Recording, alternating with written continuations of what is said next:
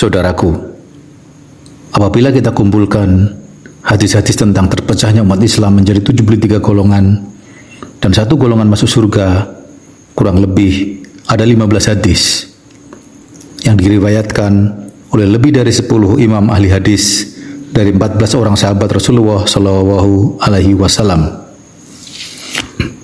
Dalam hadis riwayat At-Tirmizi dari Abdullah bin Amr, ia berkata, Rasulullah Shallallahu Alaihi Wasallam bersabda, sungguh akan terjadi pada umatku apa yang terjadi pada umat Bani Israel sedikit demi sedikit, sehingga jika di antara mereka Bani Israel yang menyetubui ibunya secara terang-terangan, maka niscaya akan ada pada umatku yang mengerjakan itu. Dan sesungguhnya Bani Israel terpecah menjadi 72 milah, yang semuanya di neraka kecuali satu milah saja. Dan umatku akan terpecah menjadi 73 milah, yang semuanya di neraka kecuali satu milah. Para sahabat bertanya, siapa mereka wahai Rasulullah? Beliau menjawab, apa yang aku dan para sahabatku berada di atasnya. Yang kedua dari hadis riwayat Abu Dawud dari Abu Amir Al-Hauzani Abdillah bin Luhai dari Muawiyah bin Abi Syafwan, bahwasanya Muawiyah pernah berdiri di hadapan kami, lalu ia berkata, ketahuilah, sesungguhnya Rasulullah Shallallahu Alaihi Wasallam pernah berdiri di hadapan kami. Kemudian beliau bersabda, ketahuilah, sesungguhnya orang-orang sebelum kamu dari ahli kitab, yaitu Yahudi dan Nasrani, terpecah menjadi 72 golongan. Dan sesungguhnya umat ini akan berpecah menjadi 73 golongan. Yang 72 akan masuk neraka, dan yang satu golongan akan masuk surga, yaitu Al-Jamaah. Sebagian ulama berpendapat ada 6 golongan besar yang merupakan akar berbagai golongan yang sesat.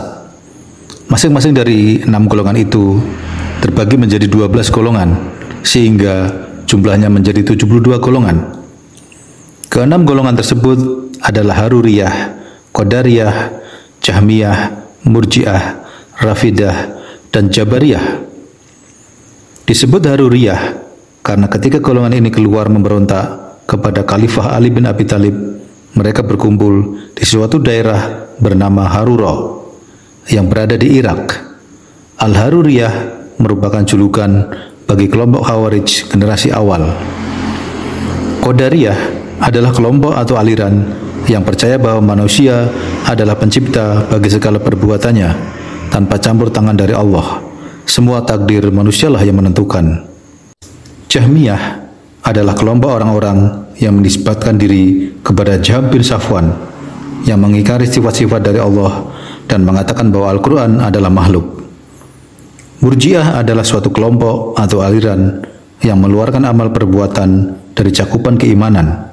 Keimanan cukup mengucapkan 2 kalimat syahadat disertai pembenaran dalam hati tanpa pengamalan. Murji'ah merupakan kebalikan dari golongan Khawarij. Rafidah adalah suatu aliran yang menisbatkan kepada pengikut Ahlul Bait, namun mereka berlepas diri dari Abu Bakar dan Umar serta sebagian besar sahabat dan mencela serta mengkafirkan mereka.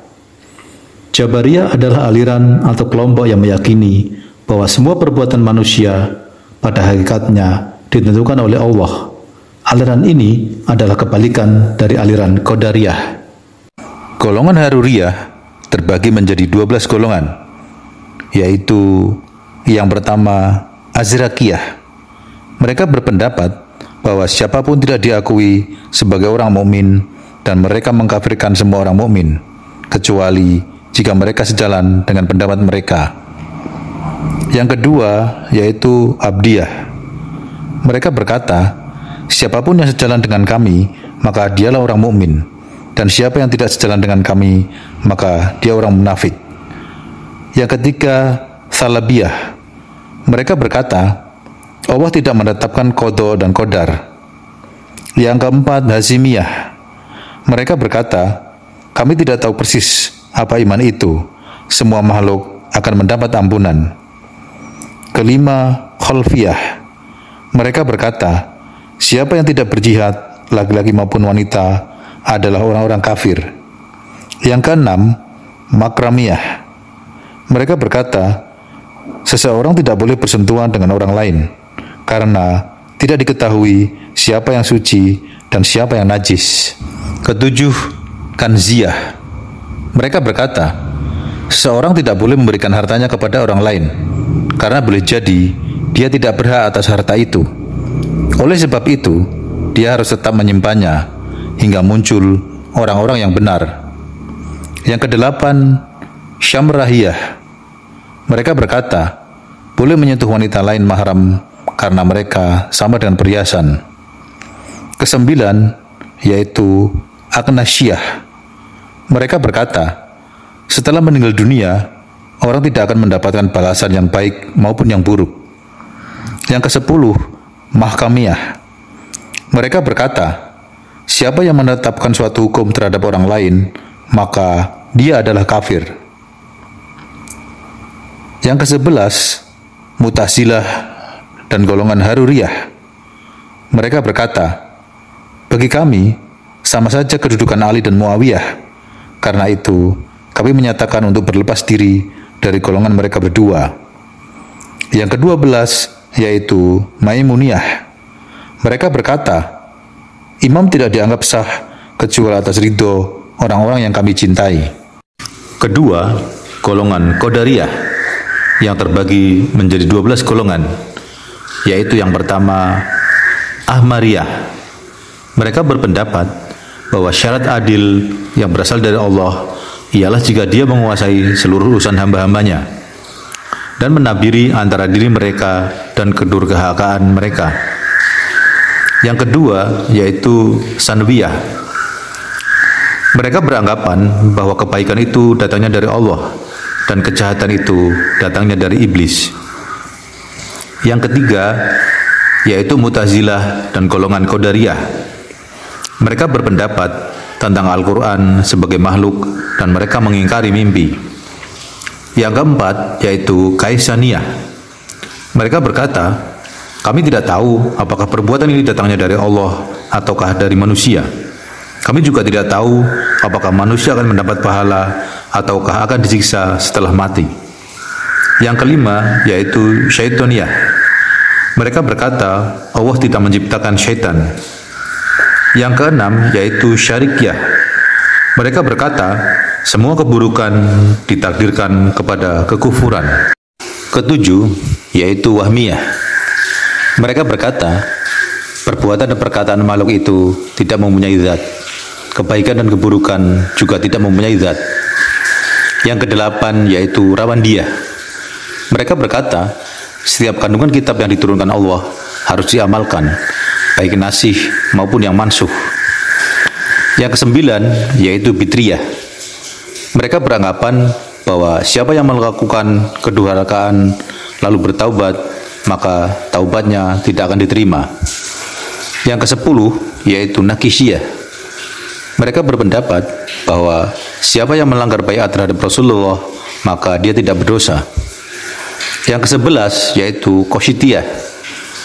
Mereka lebih mengutamakan pencarian keduniaan daripada menghindarinya. Yang ke-12, yaitu Nizamiyah. Mereka mengikuti Ibrahim An-Nizam yang berkata, siapa yang beranggapan Allah adalah sesuatu, maka dia telah kafir. Ketiga, golongan Jahmiyah yang terbagi menjadi 12 golongan, yaitu yang pertama, Mu'attolah.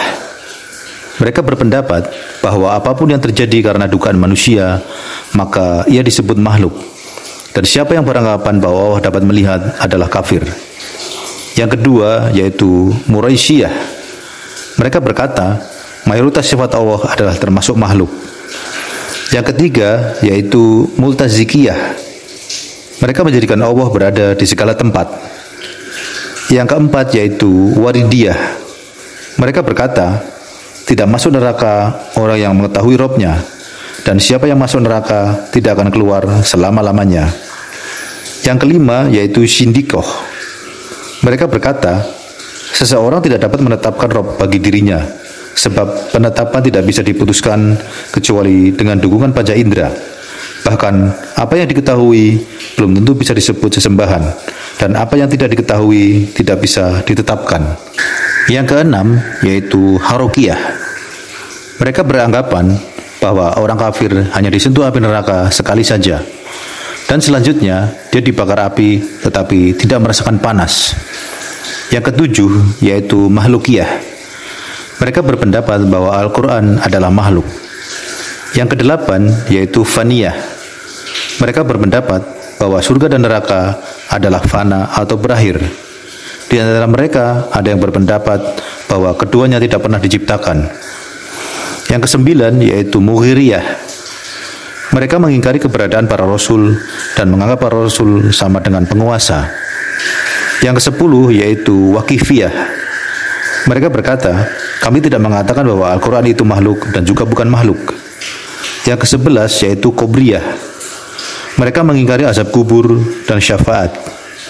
Yang ke-12, yaitu Lafziyah. Mereka berkata, kami melafazkan Al-Quran sebagai makhluk.